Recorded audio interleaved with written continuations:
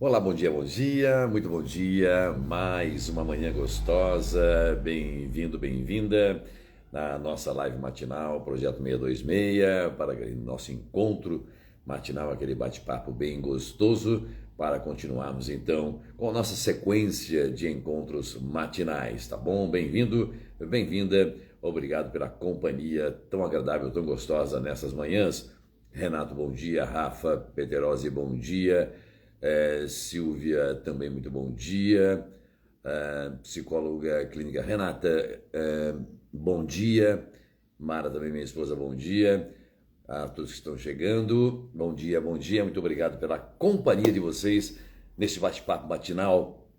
Hoje vamos falar sobre a insistência que temos que ter. Será que vai dar certo esse meu projeto? Eu estou entrando num negócio novo. Será que eu vou conseguir resultados? Será que vai dar certo? Será que? Será que?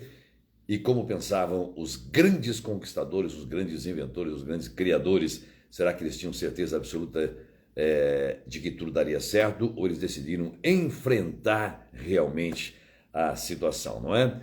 A Silvia Frutari, ela diz boa noite, que está lá no Japão, arigato. Também o Fiorese, também bom dia. Bem, manda aquele aviãozinho, vamos aumentar, engrossar o encontro matinal, não é? As pessoas que você conhece, familiares, enfim, seus amigos, para estarem conosco nestas manhãs de segunda a sexta-feira, Projeto 626, para que mais pessoas possam interagir com a gente, para que mais pessoas possam mudar suas vidas também com atitudes simples, com ações que geralmente elas não conseguem enxergar. Mais ou menos a psicanálise, não é? Na psicanálise, nossos pacientes chegam trazendo no seu discurso algumas questões que eles não conseguem identificar, alguns significantes, né? A origem de suas dores, de seus sintomas. E nós, com o processo de investigação, acabamos por ajudá-lo a encontrar e a elaborar essas questões, não é? Então aqui é mais ou menos assim, às vezes estamos diante de uma situação de dar alguns passos e não enxergamos realmente os caminhos que devemos seguir, ou não conseguimos identificar uma dificuldade, não conseguimos identificar que ali existe um obstáculo, mas que é perfeitamente transponível, não é? Eliseu, muito bom dia também, obrigado pela companhia, obrigado aqui pela participação neste momento, tá bom? Já convidou as pessoas, mesmo depois de gravado, se quiser continuar encaminhando este vídeo, nós agradecemos, tá bom? Bem, há um lema em nossas vidas que parece um bordão popular, inócuo, mas que não que é o seguinte: não desistir, insistir sempre. Parece que isso não entra na cabeça de muitas pessoas, porque diante de uma dificuldade, por menor que seja, acaba por desistir, acaba por não insistir. Então, essas pessoas não levam adiante o seu projeto. Insistir, jamais desistir. Repito, parece um bordão barato, um poema de cordel, mas não é. Esse é o lema dos vitoriosos. Este é o objetivo, é o pensar das pessoas que conseguem, de alguma forma, sobressair-se nas suas atividades, nos seus empreendimentos, não é? Eu quero lembrar aqui que quando o pessoal fala em empreendedorismo, não é? Empreendedor não é apenas aquele que monta um comércio, que monta uma indústria, nem que monta o seu estabelecimento comercial. Não, não é isso. Empreender significa investir empreender em alguma coisa, que pode ser um comércio, pode ser uma indústria, pode ser na minha educação, pode ser numa escola, pode ser no meu consultório, pode ser na minha faculdade, pode ser na minha escola, enfim, estou empreendendo. Neste momento estamos aqui empreendendo esforços no sentido de trocarmos essa energia todas as manhãs. Vamos então iniciar a nossa discussão, o nosso bate-papo, trazer à mesa o seguinte pensamento. Você acha que os grandes gênios da humanidade, eles simplesmente conseguiram as coisas num estalar de dedos, não é? Eles acordaram de manhã, estava sobre a mesa deles toda a solução dos problemas, ou todo o estudo a qual eles se propuseram a enfrentar, a desvendar ou a enveredar por aquele caminho. Se nós pegarmos, por exemplo, Albert Einstein e entendermos todo o seu trabalho, a maneira que Einstein e tantos outros gênios eram tratados nas escolas, por exemplo, como alunos insuficientes, insuficientes, não é? Os pais diziam, este aluno, e serve para Einstein, serve para Bill Gates, serve para tantos outros, né? Até relacionei alguns aqui.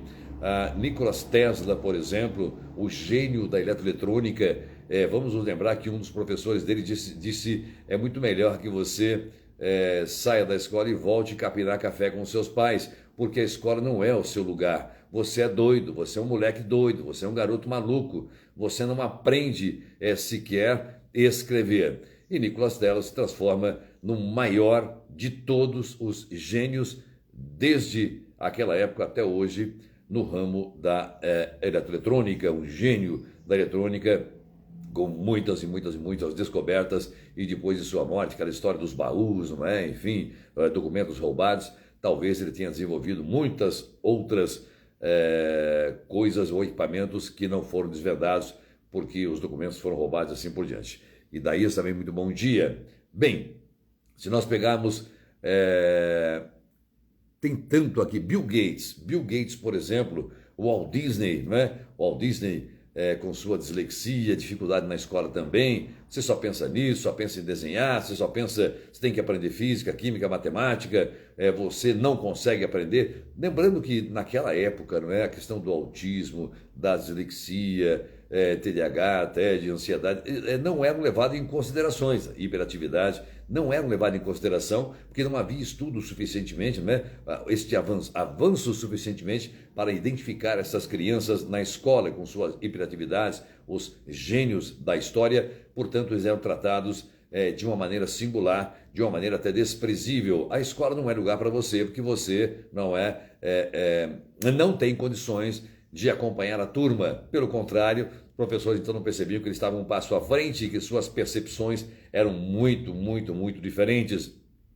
Pegamos Henry Ford, por exemplo, que traz, não é, a produção em série, partindo, né, claro, daquela base da administração, né, o tripé, digamos assim, os precursores da administração, o pessoal que trabalha aqui no ramo corporativo, se pegarmos Taylor, Fayol, Elton Mayo, não é?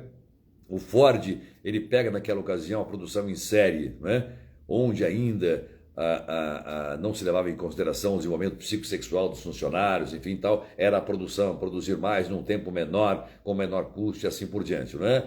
Só depois que vem o Fayol, fala assim, calma, é bom sim, Taylor, é bom produzir, mas é preciso departamentalizar isso, colocar cada funcionário, cada departamento no seu devido lugar, um para comprar, um para fazer, para fiscalizar, controle de qualidade e tal. Aí mais tarde vem o Elton Mayo, então, que vai dizer, vai se preocupar-se com o psicossocial, com o ser humano.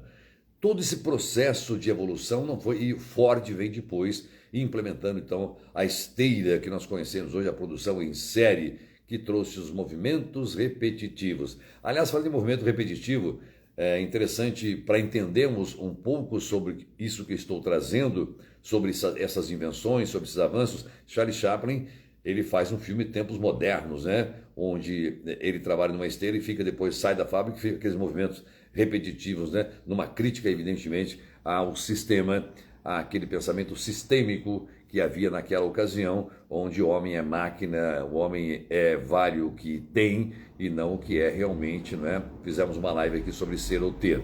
Bom, então, retomando o nosso tema, será que essas pessoas desistiram de suas ideias? Será que quando, retomando então esse pensamento de Nikola Tesla, ele era obstinado, ele sabia que tinha coisas em sua mente, né? Assim como Walt Disney sabia que tinha coisas em sua mente, Bill Gates, né? Todos os alunos, pessoas consideradas meninos, jovens, considerados à margem porque não acompanhavam, não prestavam atenção nas aulas com notas baixíssimas, se transformaram em gênios. Por quê? Porque eles não desistiram de suas ideias, não desistiram de seus projetos, não desistiram de seus pensamentos, apesar do olhar crítico do outro, apesar do outro dizer, não vai dar certo, você não vai conseguir. Mais ou menos como a história do sapo, né? Os sapos que estavam num buraco tentando sair, todo mundo tentava sair, o pessoal, você não vai conseguir, é liso, você vai escorregar. Escorregava. E o outro sapinho, Ah, você não vai conseguir, esse lugar é liso, você vai escorregar. Aí um outro sapinho foi lá e começou a subir, o pessoal vai lá, ele saiu do buraco. Aí foram perguntar para ele e descobriram que ele era surdo. Ou seja, ele conseguiu sair porque não ouviu esse desânimo dos outros, não vai dar certo, não vai prestar, não vai funcionar. Quer dizer, ele agiu por si. Quando você tem um sonho, minha querida e minha querida, este sonho é seu. Quando você tem um projeto, este projeto é seu. Quando você vislumbra algo, uma descoberta, uma criação de alguma coisa, isso é seu, não pertence ao outro. É claro que, vez por outra, nós haveremos de buscar uma opinião, uma sugestão, uma consultoria com pessoas que entendem um pouco mais. É claro que sim, é evidente que sim, não é? Neto, bom dia. Silvia Futaria diz: eu vi várias vezes aqui no Japão, nos identificamos muito, somos robozinhos. Eu sei, Silvia, eu sei como funciona, não é? Isso vai, qualquer momento eu trago para vocês na comunicação não violenta, não é? Nós temos uma das páginas, um dos pensamentos é exatamente o pensamento sistêmico, não é? Como homem, se pegarmos lá Descartes, enfim, daquela época, não é? Aquele pensamento mais cartesiano, digamos assim, nós vamos entender o que é um pensamento sistêmico. O homem tem que produzir. Ele vale o que ele tem e não o que ele é realmente, não é? Que é o pensamento mais contemporâneo, não esse pensamento mecanicista que reinou ao longo de um bom tempo, né? Bem, então nós vamos entender que as pessoas foram criticadas, mas não desistiram, porque realmente acreditaram no seu sonho, no seu projeto, na sua ideia, na sua predisposição em enfrentar essas dificuldades, não é? Então os loucos que inventaram, os considerados loucos que inventaram, aqueles fora da caixinha, não é? E os acomodados sempre criticaram. Portanto, as críticas que nós recebemos, as críticas que às vezes ouvimos a nosso respeito, ao respeito de outra pessoa, vai revelar o que Cortella chama de aqueles vagabundos que esperam do outro e que não tiram a bunda da cadeira para fazer diferente, não é? E ficam naquele movimento repetitivo, ficam repetindo as ações dos outros, porque qualquer inovação, qualquer algo novo vai incomodar, não é? Então é interessante pensar nisso. Se eu tenho um sonho, se eu tenho um projeto, se eu acredito em alguma coisa, eu preciso levar isso adiante. É claro, pode ser que eu esteja pensando coisas absurdas, como por exemplo, aí eu penso diferente, Narciso, eu quero não concordo mais com o sistema capitalista, eu não quero mais trabalhar, eu não quero mais ir à empresa porque eu estou deixando meu patrão rico, então eu resolvi ficar com a bunda na cadeira e de alguma forma o salário vai ter que cair na minha conta. Pô, aí está precisando de um psicanalista, um psicólogo, um psiquiatra, evidentemente, isso foge à normalidade, foge àquele comportamento normal, como dizemos, porque nós sabemos que cada um, nós, eu, você, nós temos que correr atrás daquilo que nós queremos, daquele nosso objetivo, e se houver uma determinação, eu conseguirei, evidentemente. Porém, nem sempre as coisas darão certo, não é? E, Narciso, tem que ter um porém. Claro que há isso e nós temos que entender isso. Nem sempre as coisas dão certo ou saem do jeito que nós queremos que elas saiam, evidentemente, não é? Às vezes, uma negociação não dá certo, o que é normal, faz parte do processo, nem sempre eu consigo realizar as coisas do jeito que eu imagino, porque no percurso eu tenho que adaptar. Tal qual um professor, nós preparamos as aulas, mas de acordo com o andamento do curso, de acordo com o andamento das aulas, com a participação dos alunos, com a interação dos próprios colegas, do corpo discente e docente, nós vamos mudando, alterando o rumo disso, incluindo ou excluindo, aditando, não é? Melhorando ao longo desse percurso, vamos melhorando nossas aulas, por exemplo. Então são negociações, são as coisas que vão acontecendo no meio do caminho, e é claro que eu tenho que estar preparado para isso, para melhorar, para não desistir, não é? Por exemplo, nem sempre eu estou naquele emprego desejado, naquilo que eu desejo. Então eu sei, eu entendo que eu estou temporariamente naquela situação, mas paralelamente eu estou me preparando, estou me capacitando para aquilo que eu desejo. Não estar satisfeito naquele emprego, na posição, no cargo que eu estou, com o salário que eu estou, e não me movimentar para sair dessa posição, ora, como é que eu vou reclamar se eu não me capacito mais, se eu não preparo mais, se eu não me empenho mais, se eu não me esforço mais para que eu receba uma promoção ou consiga um cargo melhor, para que eu tenha um salário melhor. Se eu não me movimentar, evidentemente, se eu não sair do lugar, então as coisas não vão acontecer. Não adianta reclamar que eu não tenho emprego, aquilo que eu desejo, se eu não faço por merecer, se eu não invisto em mim mesmo para receber a confiança, a promoção, enfim, as condições que eu almejo ou que eu acho que são boas para mim, não é? No namoro, por exemplo, o que é o namoro? O próprio conceito de namoro são duas pessoas namorando, se conhecendo, se entendendo, o comportamento de um, o comportamento de outro, gostos de um, gosto de outro, as ideias, crenças, enfim, de um e de outro, e percebe-se, sim, a gente combina, vamos ficar noivos e nos casarmos, ou então é melhor interromper o namoro, porque não dá certo, eu gosto de A, você gosta de B, eu gosto disso, você gosta daquilo, tudo que eu falo você reprova, tudo que você gosta eu não gosto, enfim, o namoro é exatamente para isso, entender se vai dar certo ou não esta relação, não é?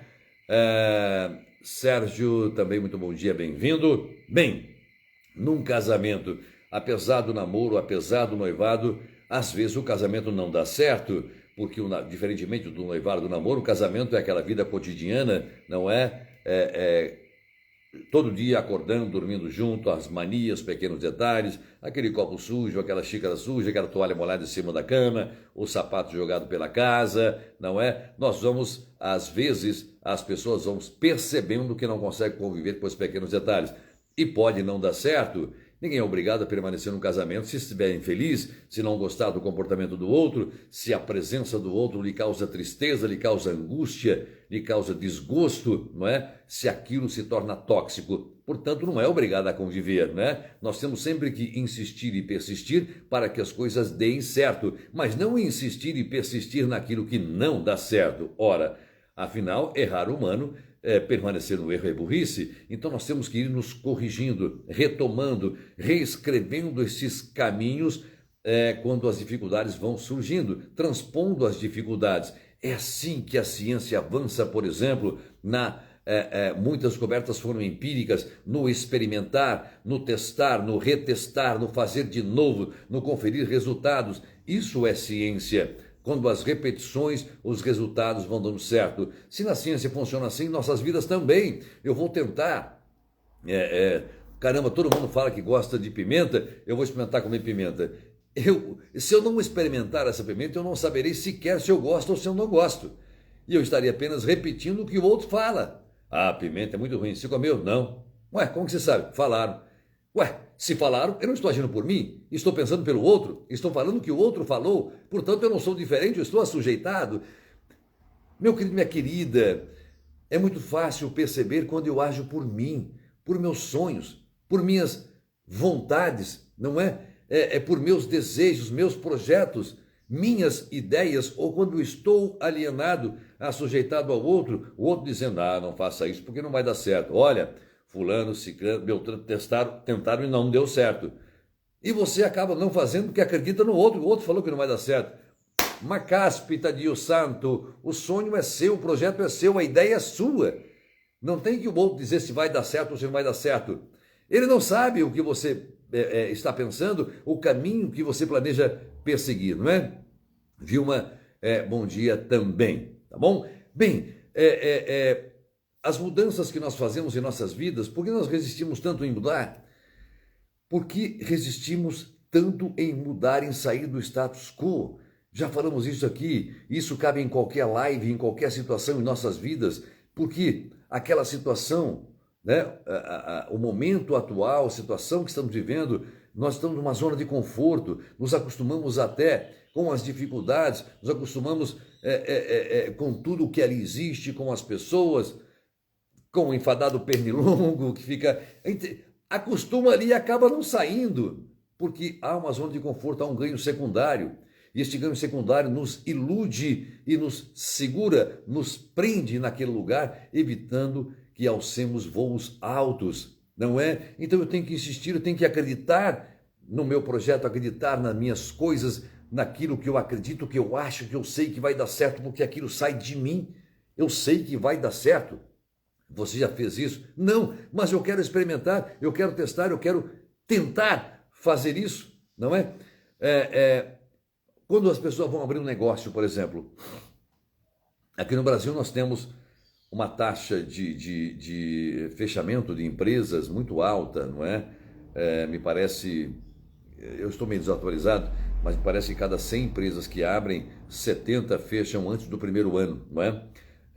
E depois outros percentuais, tal, e poucas, 5 apenas sobrevivem ao longo de 5 anos. Mas por que isso acontece? Porque muita gente vai também no ímpeto, vai na emoção, sem usar o racional, sem analisar as condições do mercado, sem observar se haverá clientela naquele lugar. Muita gente, por exemplo, eu vou montar uma fábrica de sapatos na Índia, porque lá todo mundo anda descalço.